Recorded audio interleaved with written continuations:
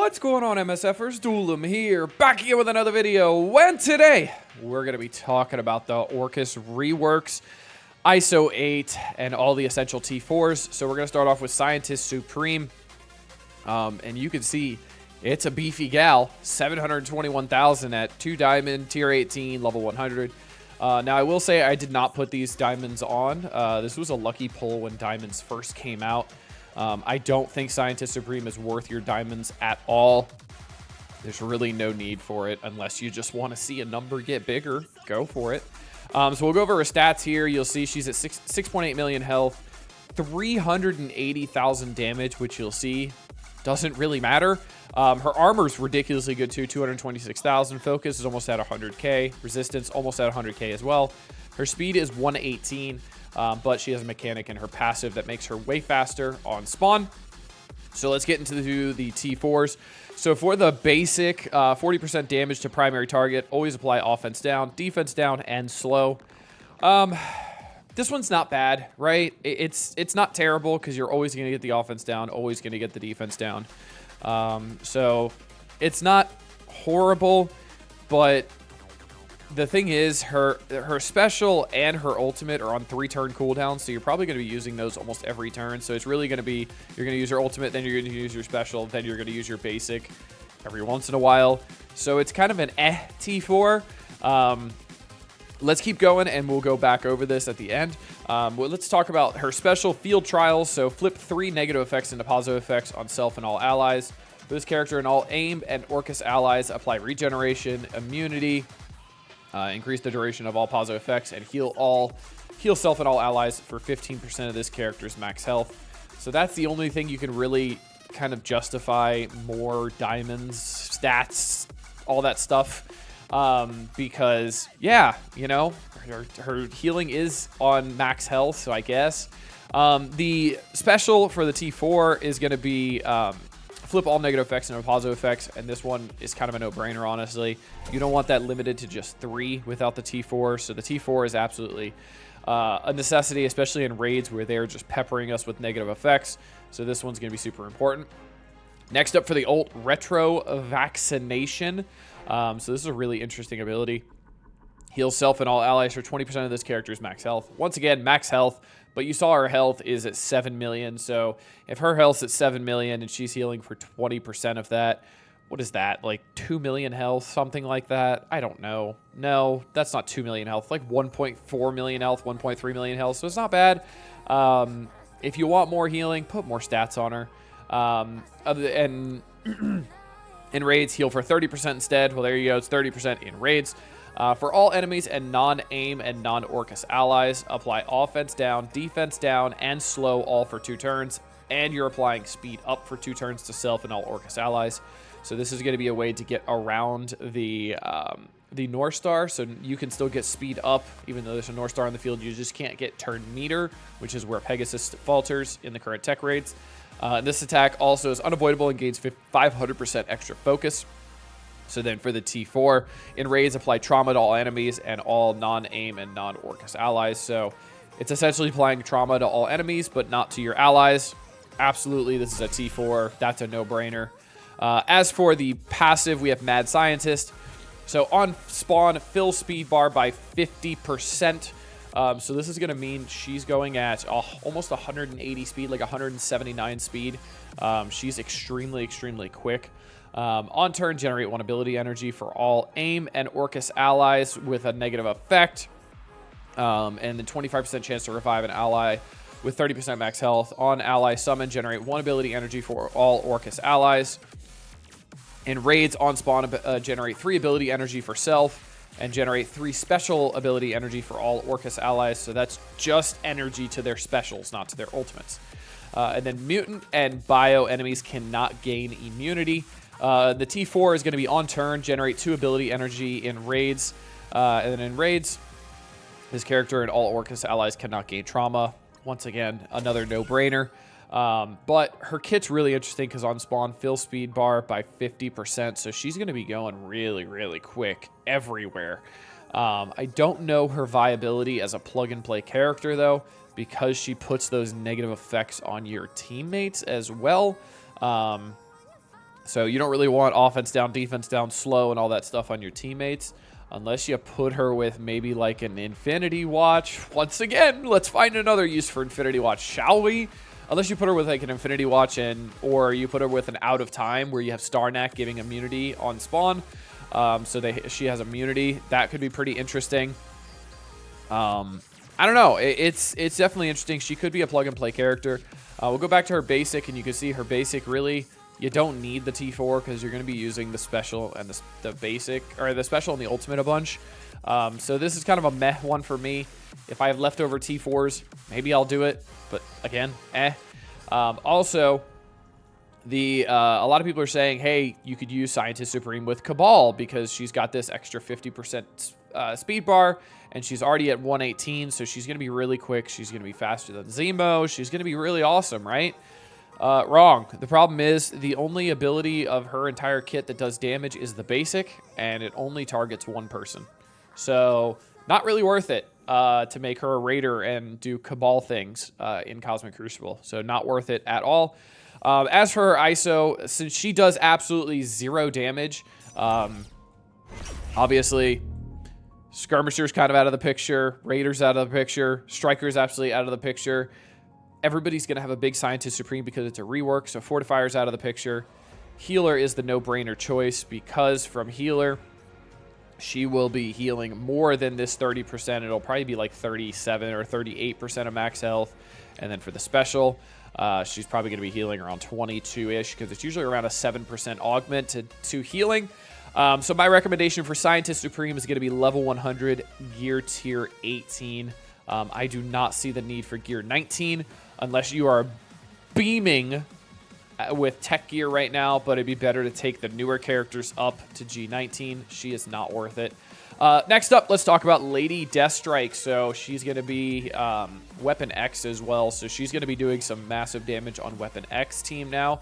I had her at like gear 14 before this, but now, hey man, I'm all in on her. She's really, really good.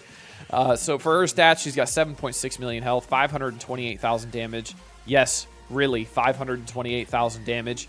If you watched the tournament yesterday, you saw Lady Deathstrike was absolutely deleting fools. Shout out to Dorky Dad for raging like a child. She's got 127 speed as well, so she's extremely quick. So let's get into her kit here. So for the basic, Reaver Revenge, transfer 1 deflect from primary target self and attack primary target for 210% piercing. If the primary target has bleed, repeat this attack. A lot of people are going to have bleed because of Lady Deathstrike. This attack is unavoidable and gains 300% extra focus. For the T4, an extra 40% piercing on all attacks. If the target has bleed, apply defense down. I think it's a really good one. I think this is a... I wouldn't say this is a luxury one. This is probably something that one of the last ones that you can put on because it is good. It's nice to have. I think that's a good category to put it in. It's a nice to have one. I'm going to do it because this isn't locked to raid either, and the amount of damage she does means she could be pretty good plug and play. She's also going to be really good in war too. For her special, Deadly Weapon, gain offense up for 2 turns. Attack primary and adjacent targets for 160% piercing. Apply bleed. Once again, more bleeds out on the field. Reduce speed bar by 20%. Repeat this attack using a new primary target randomly chosen from the previous secondary targets. This secondary attack can attack stealth targets. On kill, increase the duration of all positive effects on self and all Weapon X allies. That doesn't do anything for Orcus. The special is going to apply more bleeds for the T4 and more piercing. I'm going to do it as well because it looks pretty good. For the ultimate, we have Adamantium Fury.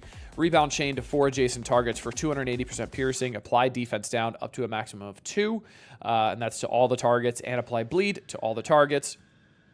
And this is only to a Weapon X. This attack cannot miss any target that has bleed. If this character has 3 or more Weapon X or Orcus allies, this attack cannot be counterattacked. So you'll see I already had the T4 on here because it added another rebound chain and it also added another bleed. And that was for the Weapon X team. I do think this is a great, great, great T4 because of the extra rebound chain, more bleeds. Going to be a lot of damage coming out from Lady Deathstrike. She is a massive, massive damage dealer. so you want her pretty big. So this T4 is pretty good. Next up, we got Murder's Intent, her passive. So on turn, heal for 20% of this character's max health. A lot of survivability there. When this character drops below 60% health, gain 2 death proof, 2 evade, lower resistance by 50% for enemies with bleed. Everybody's gonna have bleed because of this character alone, let alone just this team in general. Gain 25% crit damage, and then the rest does not apply to her kit in raids. Now, the T4 is the part where it's when this character drops below 60% health, gain 2 evade, and lower the resistance by 50% for enemies with bleed. So I think this one is an absolute essential as well, because you want that resistance drop for the enemies, especially in raids where they have jacked stats and they are extremely, extremely tanky and they have a lot of resistance. So this is going to be really, really good because that is a flat resistance drop of 50%. So that is massive. As for her ISO, you can do 2 options. I am going to be choosing Striker because she's going to be putting out bleeds with every single turn and a lot of bleeds. And Striker augments those bleeds because the bleeds function off of the base damage that a character has. Not the base damage, but the damage stat that a character has. Striker increases the damage stat that a character has. So in turn, she does a lot more damage with her bleeds. Now, you could go Raider because a lot of her stuff is AoE, her special and her ultimate is AoE. But I feel like there are better Raiders on this team that we will talk about when they start coming out as per usual. So stay tuned on this channel for that. But that's going to be it for this one. That's my recommendations for this team. I do think Lady Deathstrike is worth gear 19 if you are already done with Dark Dimension 7. I do not think any of the reworks are worth Dark Dimension 7, personally.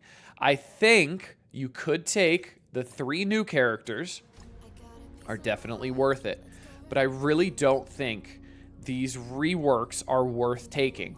I think it would still be worth it to take the 3 new characters, and then, hey, take in Black Knight, take in Nightcrawler, take in whoever else you want that's really, really good for global. Now, you definitely could take in Lady Deathstrike because she is only 2 pieces of gear and she is adamantium. But remember, you're already taking in Nimrod, Omega Sentinel, and Sentinel, who is 3 pieces each. So it's 9 pieces of tech. Unless this is going to be pretty much the only place you are using tech, which it might be other than in Legendary where you're going to probably take Green Goblin Classic. You could tech all the way through. But again, I don't know how well this team is going to function without taking Scientist Supreme as well. And I don't think Scientist Supreme is worth it in my opinion.